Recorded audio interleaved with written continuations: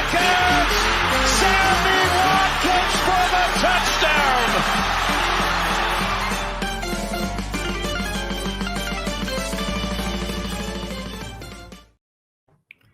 Good afternoon. You are listening to the Fumblerooski podcast by Power 88 Dean Radio and Secret Weapon Consulting. I'm Chris Kostich. Alongside me, Justin Tucker. As we got ourselves a pretty solid Friday schedule. We're going to be talking about the Bills beating Tampa. Good little get-right game for the Bills last night. They won 28-14. Also going to do a little Week 8 preview, as well as a little trade deadline preview as well. But for starters, we're going to start with the Bills beating the Bucs last night, 28-14. Definitely a good little get-right game for the Bills after some tough losses that they faced. Josh Allen had himself a really good game as well. Granted, he did have an interception, which is another common theme that we like to talk about. But other than that, 324 yards, 2 touchdowns. Gabe Davis and Stephon Diggs both had really good games as well. 9 catches, 87 yards for Davis. Stephon Diggs, 9 catches, 70 yards. Throwing a touchdown for Gabe Davis as well. Tuck, any real takeaways that you have from this game? The score is a lot closer than it was. I think it was 24-18. Or 20. Yeah, it's 24-18. My fault. That's what I meant. When I looked at the game and I looked at the highlights, I'm not gonna lie, I'm not very impressed with the Bills right now. It kind of feels like this is a game where they lost against the Patriots and they need to reestablish themselves as I need a decisive victory to make me feel all right. That and yet last week was a fluke. This week is more of what I see from the Bills. And to be honest, I think it's still the same old Bills. The issue is that I don't feel as confident as I did before. Because to be honest, the Bills of the past would have destroyed the Bucs yesterday, and I don't feel that confident about them. Josh Allen, in certain aspects, I think he's regressed. I feel like this offense has taken a step back. I don't think the defense is as good as it once was. All in all, it's a good win, but they're going to struggle in the playoffs once they find harder teams to face, because the AFC is full of hard teams. So all in all, it's a good win for them because they need this one. But as far as performance, I think it left a lot to be desired. Yeah, no, I definitely agree with that. They're still going to make the playoffs, but they're not going to make a deep run at all. I feel like their window is closing very quickly on them, to say the least. And part of me also feels like a lot of this has to do with the play calling switch to Sean McDermott as well.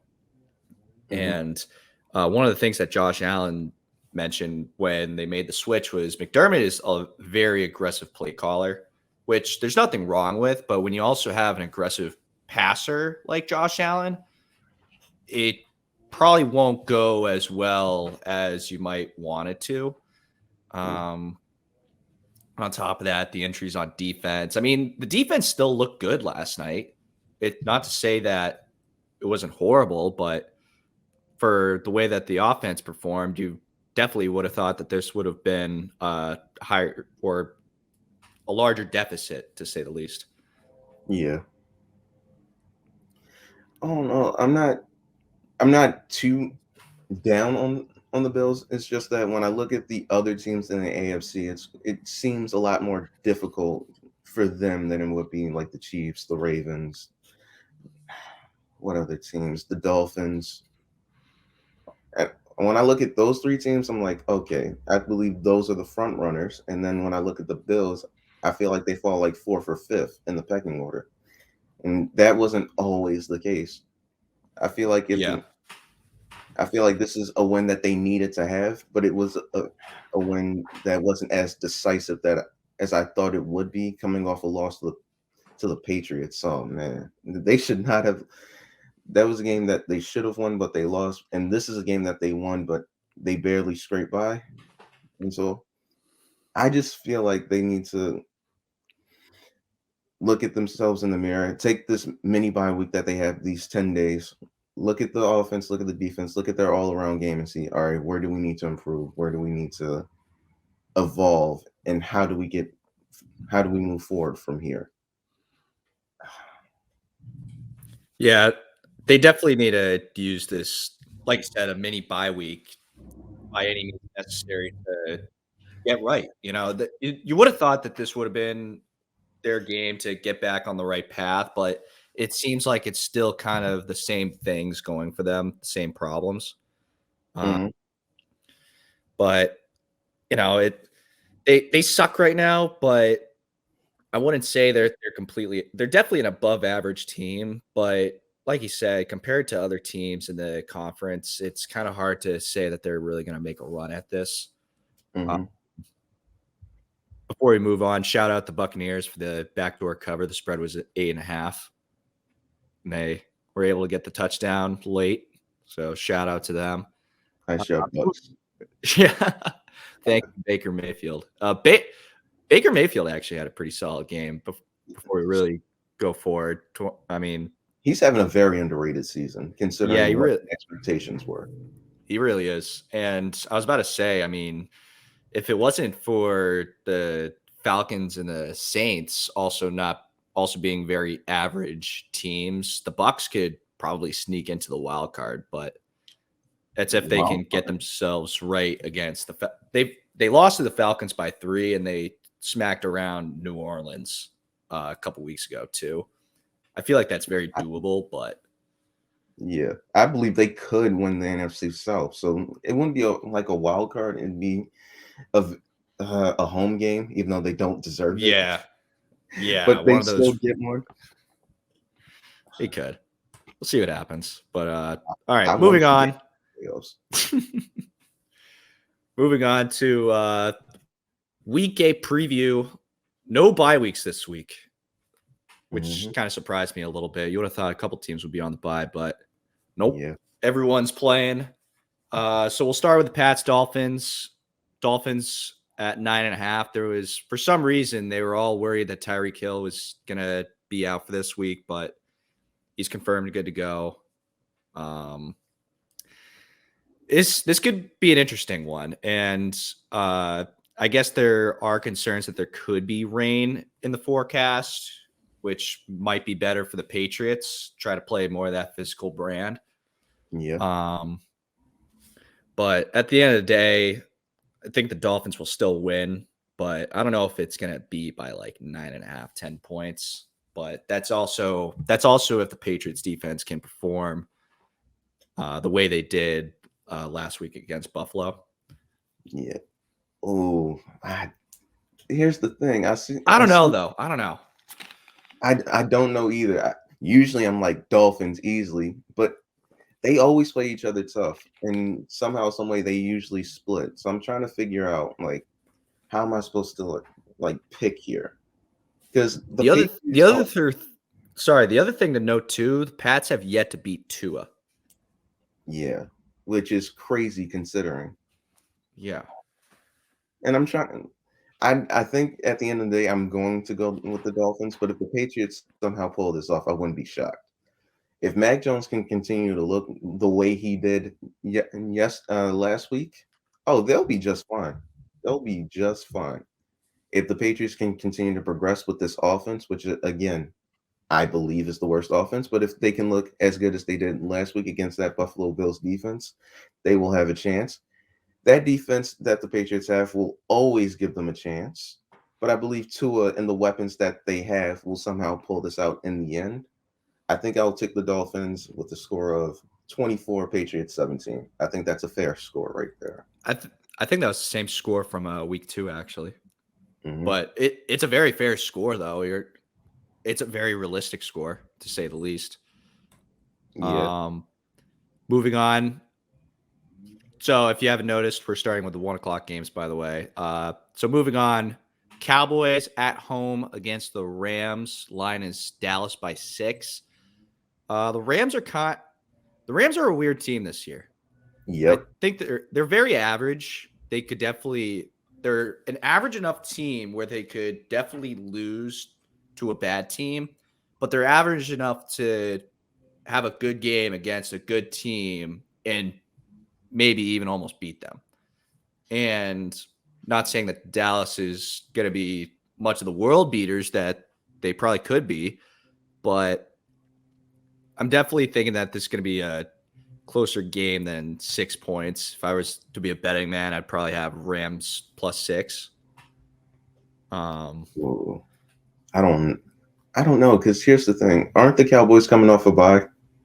Oh yeah, you're right. Dallas is coming off the bye. So they're more refreshed. They're getting healthy. They're repackaging or reloading. I'm picking the Cowboys here. I think they're going to come out and dominate because I just don't trust the Rams right now. Aaron Donald, for some reason, isn't looking like the Aaron Donald of old.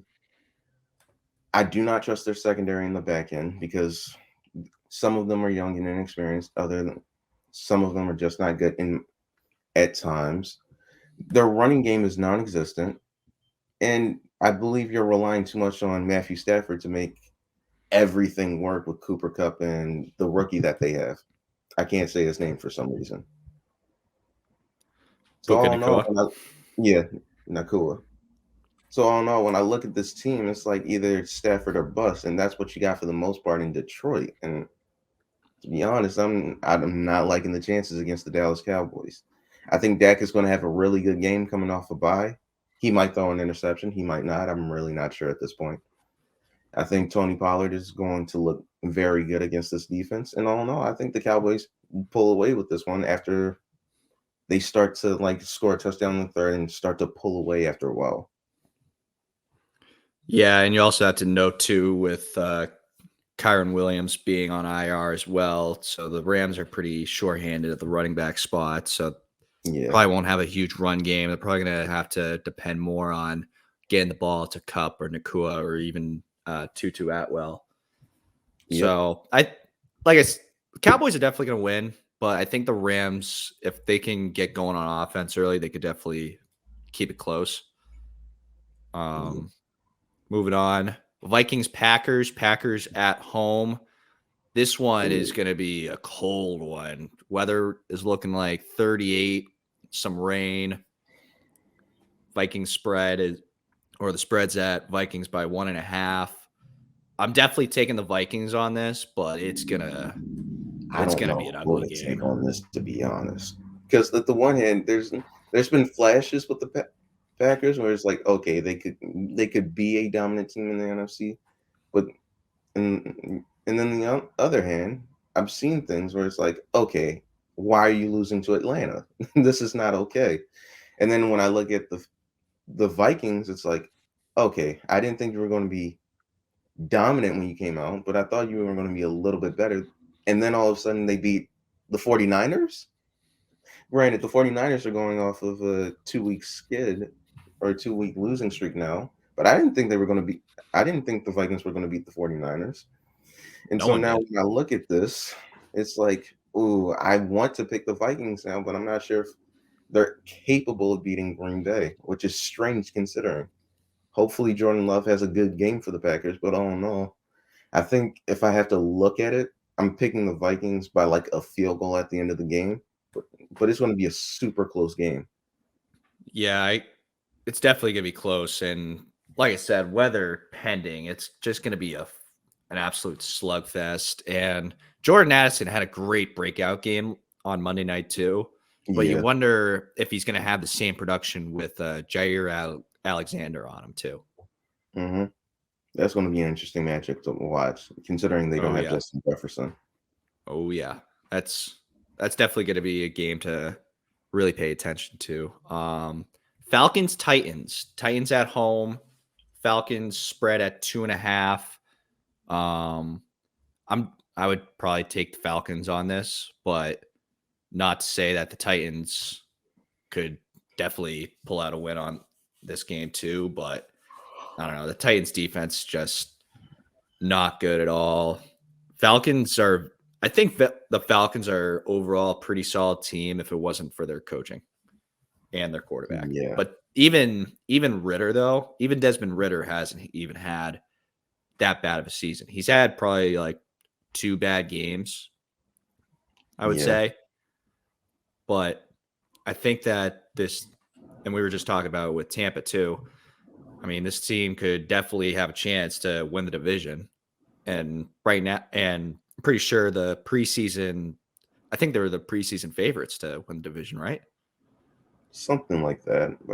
But again, it was the NFC South, so it was kind of like a Yeah. pick-em. Yeah. You just flip a coin on that. When I look at this game, I feel like if the Falcons can't run the ball with Bijan Robinson, I think it's going to be a struggle.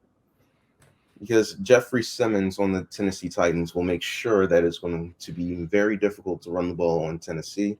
So you're basically going to have to ask Desmond Ridder to win this game for you by passing. It's capable because I do not trust Tennessee's secondary, but you have to ask Desmond to like step up as a quarterback. And I'm not sure he's capable at this time. We'll see. Yeah. I'm not sure if he's capable. There's been a few games already that he's had to throw for at least over 30 to 35 times. So the game against Green Bay where they won, he went 19 for 32, 237. The next week, he threw 38 times where they lost to the Lions. That wasn't as good of a game. 21 for 38, 201 times. When they played Jacksonville, they lost 23-7, 19 for 31, 2 interceptions.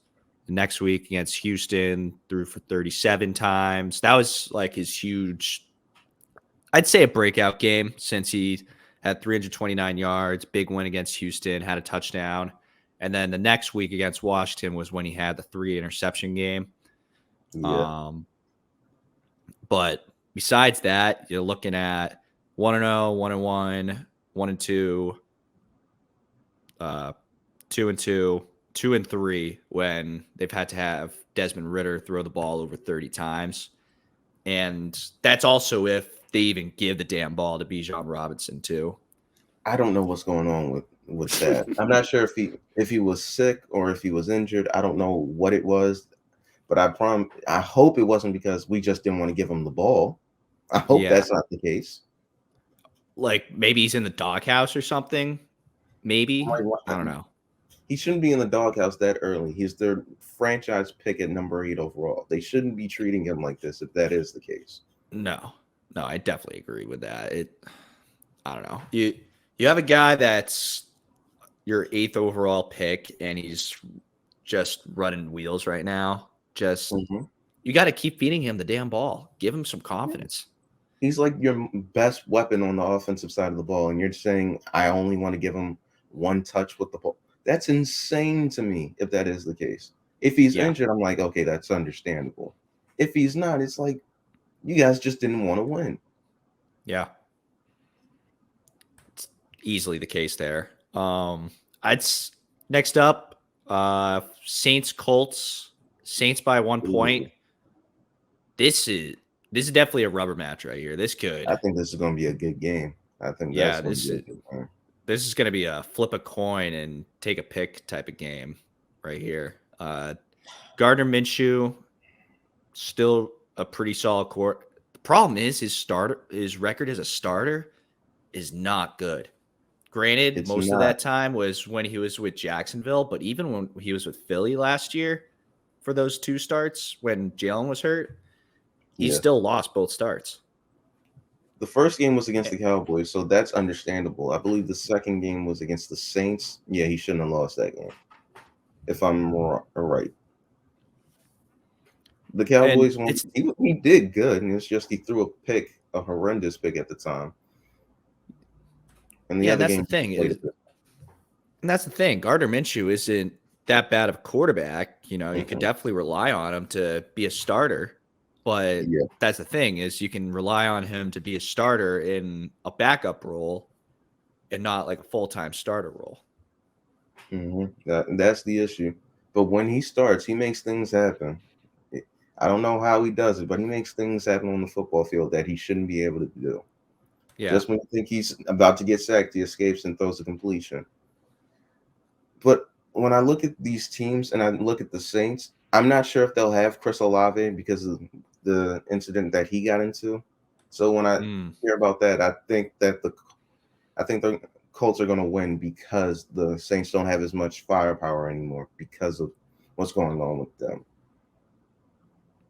Yeah, and speaking of which, too, I mean, the Saints also took that loss to the Jaguars, 31-20. Both teams are coming off of pretty wild losses, to say the least. Obviously, Oh, the man. Colts against the Browns, 39-38. The Man. Saints losing to the Jags last Thursday night on in a game that probably should have gone to overtime if Foster Moreau made the catch in the corner of the end zone. He was so hurt. Oh, so man. open. So open. He drops it, and it hurts. You can't watch that without feeling bad for him. I know. That's one of the worst feelings in the world. It's just absolutely selling on one of the probably the easiest play of his career. Probably would have been the easiest touchdown of his career. Yeah. But regardless, if you were to take a pick, who would you pick? I guess I'd pick the Colts. Me personally, Yeah. I'd pick the Colts. I would too. Moving on, the MetLife Bowl, Jets Giants, Jets by 3. This is just battle Zach of the Wilson. mid. Yeah, battle of the mid. Zach Wilson's been getting a little bit of heat recently because he spent the bye week with going on a vacation with his girlfriend to Utah, going apple picking, going to pumpkin patches. They need to leave him alone. They need to leave this man alone. I get that he isn't the quarterback that you guys wanted to start the season off with, but this is who you've got. Get over it. Leave him alone. If he wants to take some time out to deal with his girlfriend or to have fun with his girlfriend on vacation, let him do that. Yeah, don't need to micromanage him every step of the way. Oh, man. Giants, though, Tyrod Taylor, I'm still a big Tyrod Taylor guy, but there's nothing has changed about this Giants offense. It's more just the defense has turned it up that extra notch and has actually shown up and given the team a chance to win in back-to-back weeks now. You know, back-to-back weeks, they've held their opponents to, so last Sunday night or week 6 Sunday night against the Bills only gave up 14 points. And then this past week only gave up 7 to the Commanders. And they got to Sam Howell a lot and often. 6 sacks against Sam Howell. And even the Bills game, it seemed like every single time that Josh Allen dropped back to pass, he had to escape the pocket, and he wasn't very comfortable throwing the ball in a lot of situations. So I'd say that it's going to be another kind of slugfest, and it's going to depend on obviously it's going to depend on which defense holds up, because the Jets defense, obviously we know that the Jets defense is a very solid defense, and the Giants have started to get up to that extra tier. So maybe it's going to be one of those who's going to crack first type of games. Yeah. When I look at the Giants, I'm not going to, for some reason, they just feel a lot better. Like, for some reason, they like Tyrod Taylor under center. I think he brings like that calm leadership that he's had with the Bills over to here. I think he's a reliable starter. I think just week 1, it was just his first start. I think he'll be much better. I'm not sure how much better he'll be than Danny Dimes, but we'll see. I believe that the Jets need this one right now in order to see if they can hope to still make the playoffs. I think this is a much win for each team. I'm not sure who's going to win because both their defenses are pretty good, to say the least. I think I'd have to look at the quarterbacks, and I trust Tyrod Taylor more than I trust Zach Wilson. That's not a bad thing to say. I could easily say the same thing. And I'm trying to figure. I'm trying to understand why I feel this way. I just do, and so I'm gonna have to pick the Giants. I think that if the Jets won, I wouldn't be surprised. But this is just such a defensive battle. I don't know who's going to win this one, because I do not trust each of these offenses right now. Yeah, that's a shame considering the weapons. Yeah, and they also had the extra break to kind of get themselves right after the bye week too. I mean, Mm. seems like they should be good to go. Michael Carter's still questionable. Justin Hardy's still on IR though. So maybe you get Michael Carter this week, but I don't know. It could potentially be the same thing for it could potentially end up being that the Jets could be shorthanded in the secondary again. Granted, they will still have Sauce Gardner, but who knows? Moving on to Jaguars, Steelers. This is I think this has potential to be a good game as well. Jaguars 2.5, but both teams coming off really good wins, especially the Steelers against the Rams. Don't Both say teams nothing have. about the Steelers. Hmm? Don't say anything about the Steelers. Look, here's the thing. I'm not that big of a Steelers guy, but you got to face the facts. It's now that you got Deontay Johnson back in the lineup, the Steelers defense is still a solid defense by every Very good mean, defense. and the Jaguars defense is starting to ramp it up a little bit too. They're starting to show off that they got some good pieces, and so the Steelers getting back Deontay Johnson is great for the offense because that opens it up a little bit more. You can get George Pickens to get some more space again. And I don't know. I'm definitely picking the Jaguars. Don't get me wrong. But I wouldn't be surprised if the Steelers were to make it a 3-point game, at the very least a 1-score game. I don't think we should knock the Steelers completely just yet. For some reason, it's going to be one of those games where I feel like Jacksonville should win this game because I trust their offense a lot more than I trust the Pittsburgh Steelers offense. I don't know how they keep getting away with these wins. I'm actually quite furious about that because that offense is terrible under Matt Canada, and I really do believe it's just Kenny Pickett willing this team to victories with his play calling. When I look at the Jacksonville Jaguars, I think they're starting to gain momentum, and I really do think that they're starting to take steps in the right direction as to like have a command lead in the AFC South. I believe that this is going to be a very close game because that Steelers defense is very impressive with TJ Watt at the helm and Highsmith on the other side. Oh, And yeah. when, all in all, I think the Jags will pull it off, but I swear to you, if these Steelers keep getting away with these nonsense victories, I'm going to be upset. I need them to start losing now in order to gain traction in the AFC North. Yeah. We're ahead, but it's only because the Steelers have a bye, and it pisses me off. And I'm so annoyed. I'm so annoyed. Oh man. Beat them in Pittsburgh. Two more games on the 1:00 slate. Eagles, Commanders. Eagles winning that. Eagles winning it. I don't see this being a repeat of the Close. first matchup at all. Hell, you might see the Commanders put up a better game than they put up against the Giants last week, but I don't know. It shouldn't be. And the Eagles also got Byard coming back as well, all-time fleecing of the Titans as well. Yeah. Maybe we see a big game is Byard playing this week?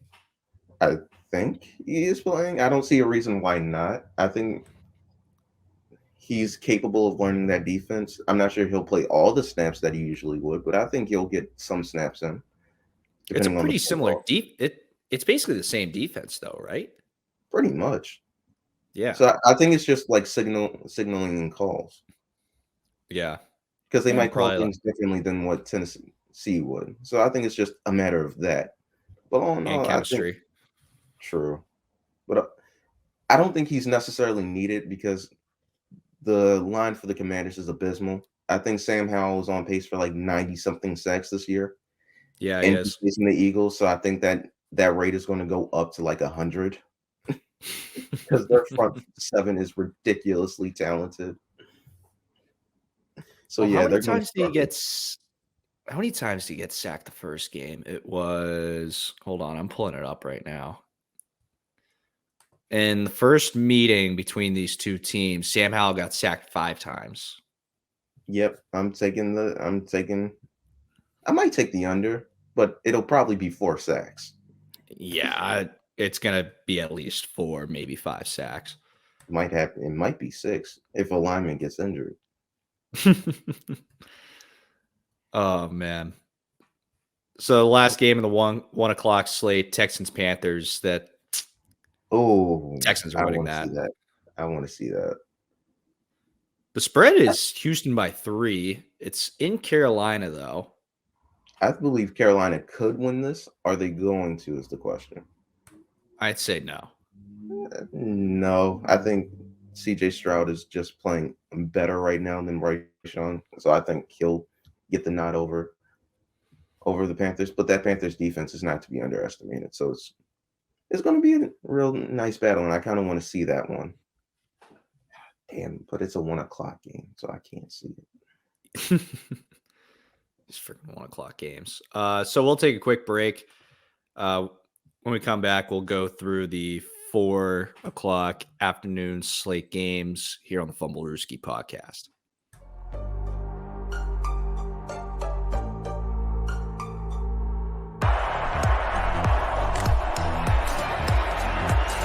Here's Edelman broken up, and the pass is no sign yet. Edelman comes down with a football. They're saying it's a catch. This is caught. Diggs!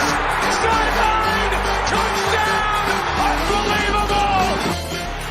Swings it way down the field to Watkins. Sammy Watkins for the touchdown.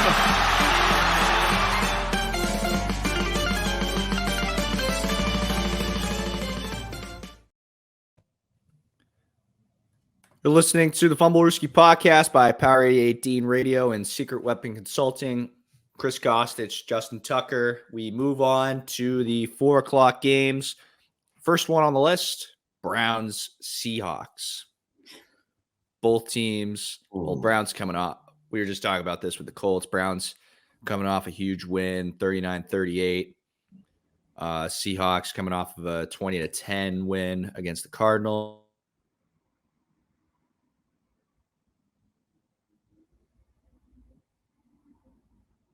Chris, you still there? Sorry about the technical difficulties there. Laptop just died. Oh, okay. Can you hear me? So we were on. What were we on? We were Seahawks. on Browns Seahawks. Yep. So, geez, I don't even remember what I was even going on about. I was too worried about getting my chart. You were talking about the victory that the Browns had, and you were talking about the victory that the Seahawks had. Yeah. Seahawks still have a good defense. I think this is going to be the Deshaun Watson's going to be out this week again. I just think that this PJ Walker run is going to end this week against the Seahawks. Excuse me. But that's how I look at it as. I see it as the Seahawks just being a better overall team. I like their secondary, especially Devin Witherspoon. He looks very good. He looks very good. Yeah. I see that their offense is just playing at an overall better, even despite the 39 points that the Cleveland Browns put up, which is amazing to me. Man, what a game. I just think overall they're just in a better state right now, considering that they have a better quarterback at the helm than the Browns do. I think that they have more stability to work with, because I don't understand what's going on with Deshaun Watson in his situation. I think it's a shoulder injury, but it might look like he might be out for the season at the rate they're going, which is unfortunate considering the amount of money they're paying him. I know it's easy to say you might as well just dump him, but like you said, he's getting paid so much damn money that you can't really afford that. You got to keep him. They have to keep him. Otherwise, they're eating millions and millions of dollars each year. So they can't just get rid of him. Yeah. Jeez. That's just such a stupid scenario that the Browns put themselves in. They did it to themselves. I have no sympathy for them. Now that they don't have their franchise quarterback, and now that they have to rely on others, it's basically incumbent on that defense to be lights out every week. And I don't think they'll be lights out against the Seahawks. I think they're going to get theirs, but I think the Seahawks will get more. I think the score will be indicative of that. I think it's going to be like 21-17 Seahawks. I think that's a that's a fair good score. That would make the Seahawks cover the spread. That'd be good. Mm-hmm. Chiefs Broncos. Chiefs by 7. Chiefs, Patrick Mahomes. Yeah, Chiefs all day. I don't think we really need to say much about that. Yeah, that's too easy to pick. I don't trust the Broncos at all. No. And the Chiefs, I mean, granted, it is at Denver, and usually the Broncos give Mahomes a pretty good game in Denver for the most part, but it's I don't see it. I don't see it either. All right. Now for the game you've been waiting for, Ravens Cardinals. Ravens by 9.5. I think we cover. Yeah, I could definitely see this being a first half game. The Cardinals are a really good first half team, but then they remember that they suck and they're supposed to be a top 5 pick, so then they just fall apart in the second half. On top of that, Kyler Murray's still not back. James Conner's out. There's one other player that's out, I think. Can't think of it. Oh, Zach Ertz is out too. That's another one. Another 2 huge losses on the offensive end. Lamar Jackson, 16-1 against NFC teams. Yep, and we want to keep that going. And unfortunately for the Cardinals, it has to be them this week. So I think it's going to be I think it's going to be a decent first quarter, but I think the game is just going to pull away from them rather quickly. Our defense is probably our most underrated aspect of us right now, considering what our offense did last week. But our defense is arguably the best in the league, so I think the Cardinals are going to struggle from that standpoint. And then the offense is clicking right now, and I think they're going to carry that momentum into this week. And I think they're going to continue to dominate. And so I don't think it's going to be a fairly close game, but I think the Ravens are going to win this pretty easily. Well, not easily, but it's going to be a very difference in score. Yeah. There was another stat that I saw too. So the Ravens have only given up 7 touchdowns so far this year. Yep. You want to know the defense that gave up this many touchdowns through this many weeks? Who? 2000 Ravens that won the Super Bowl. Mm-hmm. We looking good. We looking all right. It's still a work in progress, but we still gotta. I don't want us to talk about that defense just yet until we actually get to the playoffs and start seeing what it looks like. I don't want to talk about it like that.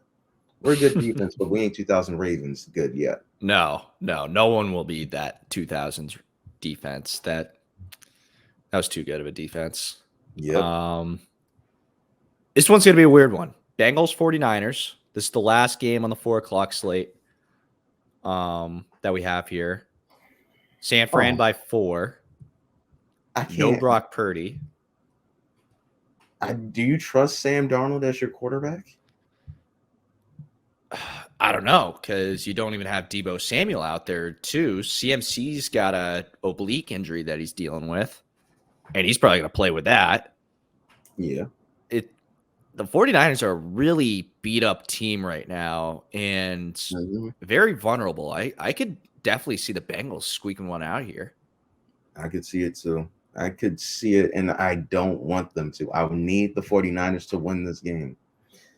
But if I had to pick, I'm picking the 49ers. I just think, not the 49ers. I'm picking the Bengals because I think they're more healthy at the moment in time. I think Brock Purdy missing is going to have a huge impact on them. And Deebo Samuel missing, it sucks for fantasy for me, but I think it hurts them even more. So I don't know. I think that the Bengals squeeze this one out. But I think it's going to be a pretty close game because of that 49ers defense. Yeah. Yeah, I can agree with that. Even with all the struggles on the Bengals offensive side. I kind of just hope that they try to get Mixon involved more. That's a huge thing that they've been lacking as a run game.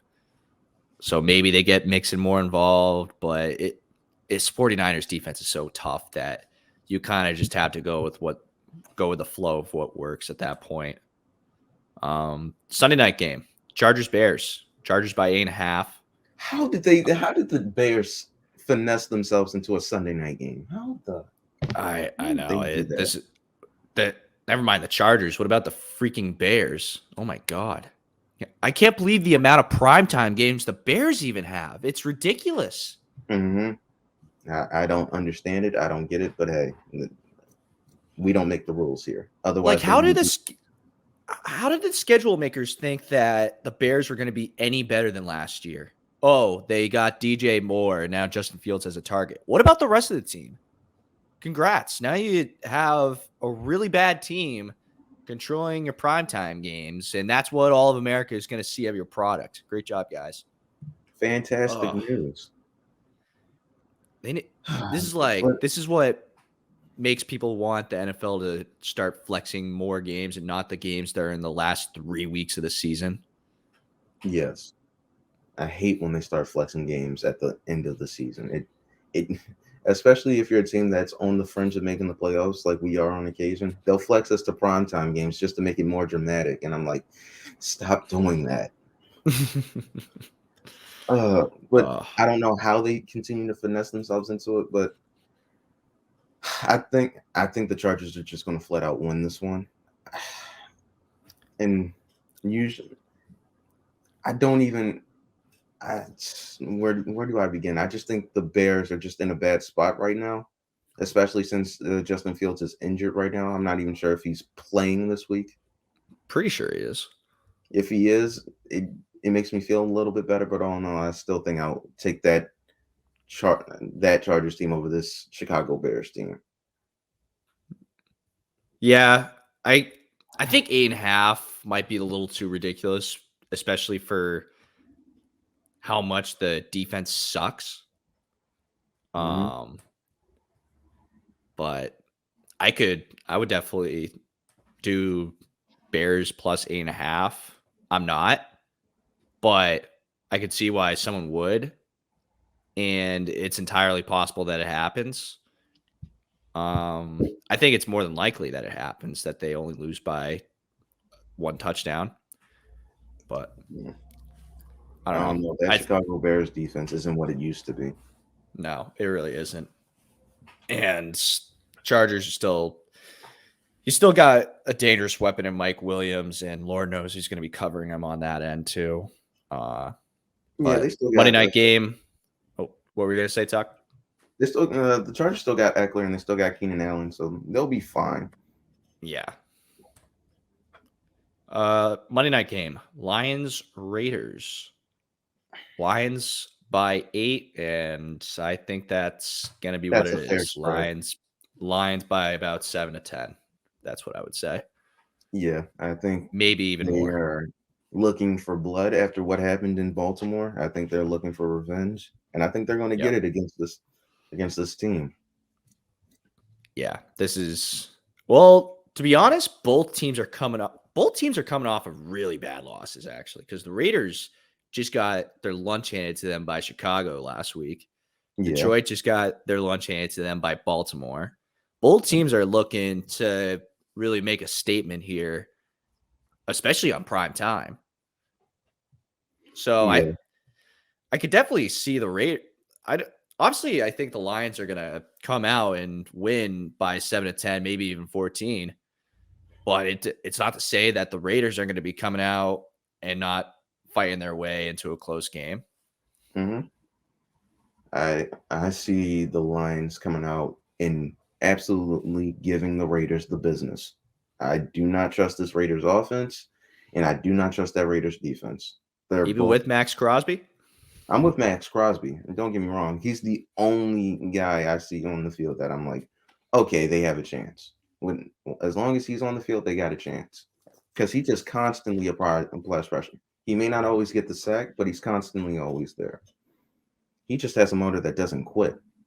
But when I look at this Raiders defense and I look at that secondary, their tackling has a lot to be desired. And sometimes they'll tackle, sometimes they won't. Like Marcus Peters just did not try on a tackle one time, and it just the guy went through it. And I'm like, all right, Marcus, you didn't do this with us, but don't do it to them. But all in all, I don't know how I feel about the Raiders. They should be a playoff caliber team. They're just not this year. And when I look at everything else, I just think the Lions are just an overall better team, just head to toe, better coached, better disciplined, better quarterback, better weapons, even despite the fact that they have Devontae Adams. The Raiders just aren't using him the way he's supposed to, which I think is abysmally shocking. So all in all, I think I'm just choose the Lions to win this flat out. Yeah. No ifs, ands, buts about it. Nope. It's going to be the Lions. We'll take a quick break. When we come back, we're going to talk about the trade deadline coming up on Tuesday and the highest targets on the market, per se, here on the Fumblerooski podcast.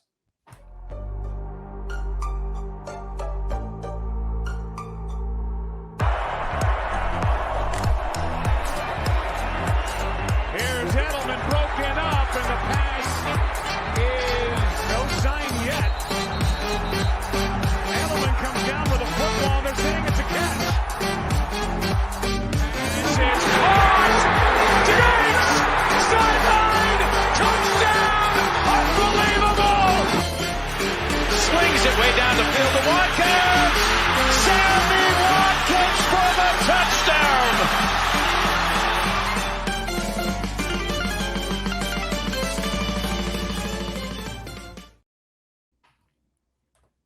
You're listening to the Fumblerooski podcast by Power 8018 Radio and Secret Weapon Consulting. Chris Kostic, Justin Tucker.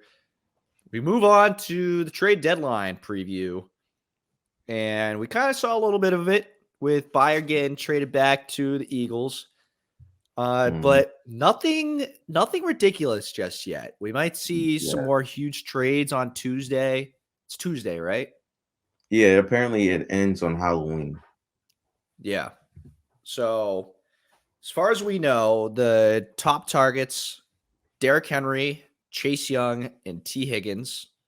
Mm-hmm. Those are the three that have been the most talks of possibly being moved.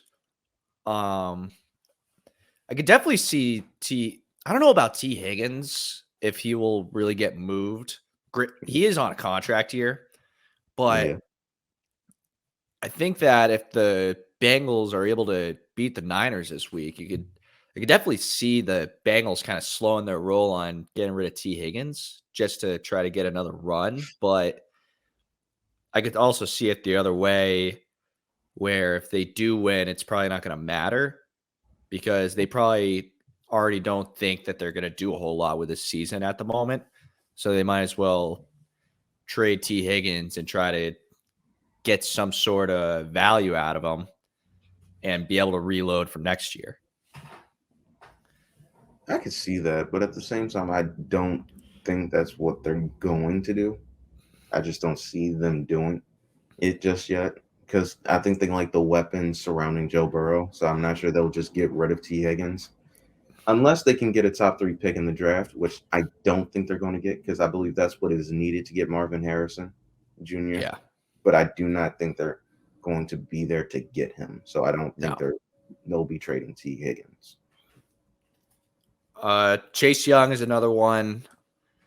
I don't know. What would you really even get if you a 3rd or 4th round pick? Yeah, I feel like that's all you can really get with how he's been playing this year. Hey, I'll take it. And hey, just come over to Baltimore. We'll give up a 4th for him. If you guys don't want him, we'll take it. And then he'll look like a stud. Yeah, and that's the thing is we were talking about it prior to the podcast. He's only got 14 total tackles. He's got 5 sacks, but he hasn't really been making a huge difference on the line besides rushing the passer. He's got 5 sacks through 7 weeks, but outside of bull rushing, like, what has he really done? You just want to see him add more to his repertoire? No, I didn't say that. I was just my next point was, like, yeah, is it going to end up being a Washington thing where the coaching staff kind of just let him down? Or if he does get sent to Baltimore, does he end up turning into that defensive player of the year caliber guy that most people thought that they were going to get out of him? That's the thing. I'm not sure if it's coaching or what they've done to him, but when Chase Young first came out, everyone thought he was like the guy from his height, his size, and just production at Ohio State.